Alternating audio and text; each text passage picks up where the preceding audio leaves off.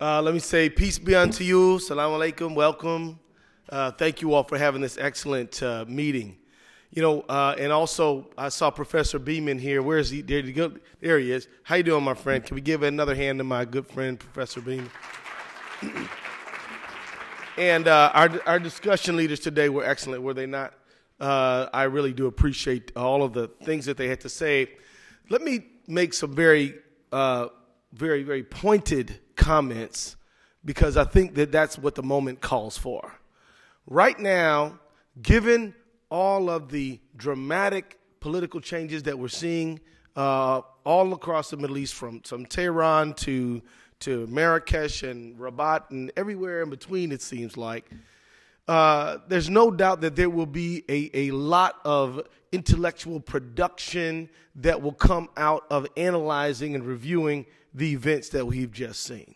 There's no question about that. There are going to be a lot of trees cut down, or at least electronic energy put forth in writing papers, analyzing, discussing it from a political, historic, all kinds of perspectives. But I think the time is now very, very, very ripe for us to talk about a new way forward with regard to the so-called West and the so-called Middle East. And what I mean by that is that, we've had a lot of stuff written in the past, and we've had some stuff written in the recent past. But all of it seems to revolve around issues of grievance, issues of historic imbalance. And the truth is, the United States relationship with the Middle East, in my view, can be summed up with basically three concepts: oil, Israel, and terrorism. If we're not talking about those three things, we're not talking. And yet I believe that we can really shape the future to come right now if we get busy right now. I mean, it's incredibly important to talk about Islam's historic contribution to good governance and respect for difference and tolerance for other faith traditions. But it's also important to talk about our own United States and how we have interacted with the rest of the world. Let me say, I think, let's face it, the United States has had kind of an Orientalist, racist kind of view of the rest of the world, particularly what we call the Middle East. Even the fact that we call it the Middle East is kind of ridiculous. East from where? East from England. That's why we call it the Middle East. So even we begin even in the naming with assumptions about the other. But I think this is a tremendous opportunity. We were talking about, all of us were sympathetic. Our hearts were there in Tahrir Square, and we were pulling for those folks, were we not? And we were thinking about what could be good for them. But what about what could be good for us? We need to think about how we relate to the rest of the world. Now is a moment to rewrite a just foreign policy. And that includes writing about culture, history, and all of the things that make life rich involving the humanities. Really, in many ways, the humanities is an excellent place to start because it is the humanities that formulates our basic assumptions about how we eventually operate politically. Isn't it true that what we assume about a people will inform our political, economic relationship with them ultimately? And so I think that it's so important that we really get busy now and that we begin to write about a new relationship, a history, and we have a unique opportunity as Americans right now. Right now, we can align our values with our actions. We can do that. We don't have to talk about we in the Muslim world. Well, look here, the Muslim world is America too. There's more Muslims in America than there are in Kuwait, right? Qatar, Oman, whole lot of places, right?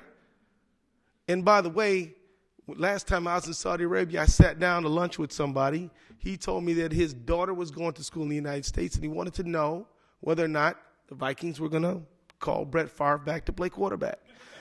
Because He had gone to University of Minnesota and was very interested in what we're doing around here. So this idea that there's this world and these worlds are not the same world is actually not true.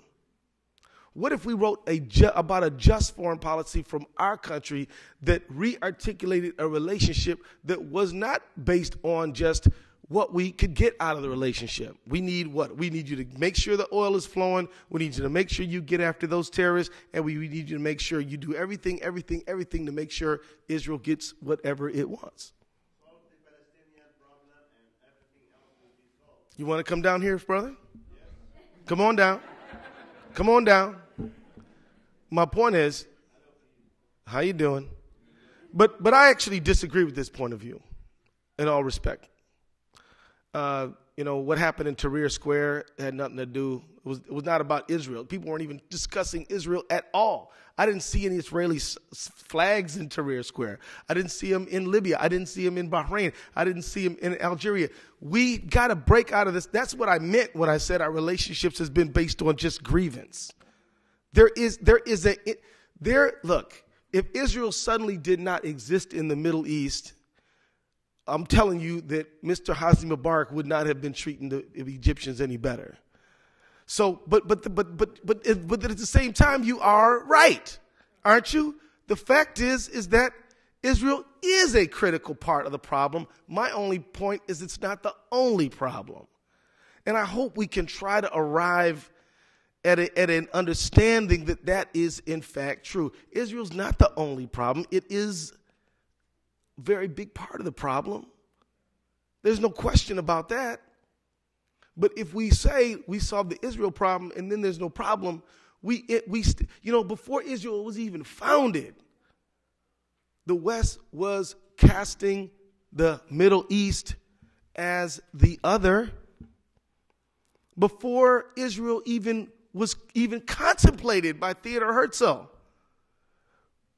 the West regarded the East, the Middle East, as a region that that historical clock had turned on. And that, they may have come up with the zero and the pyramids and and maybe even came up with the concept of an algorithm. And maybe, they've come up with all these great things. But that was a long time ago. We in the West represent enlightenment, modernity, science, democracy. And them back there, they represent authoritarian barbarism. Am I right or wrong? So I'm not saying that the Palestinian problem is in many ways an expression of this Orientalist concept. At the very bottom, Israel is really an expression of this nationalist idea that kind of springs up out of the 1880s, 1890s. That's even when the Judenstaat was written, wasn't that right? And that they needed a state. Well, the world is even turning on the concept of the nation state as it existed 100 years ago. So what my point is essentially this: let us as Americans continue dialogues just like this so that we can talk about the formulation of a just American foreign policy. Because look, I don't care where you were born and I don't care where you plan on retiring. Right now, you are an American.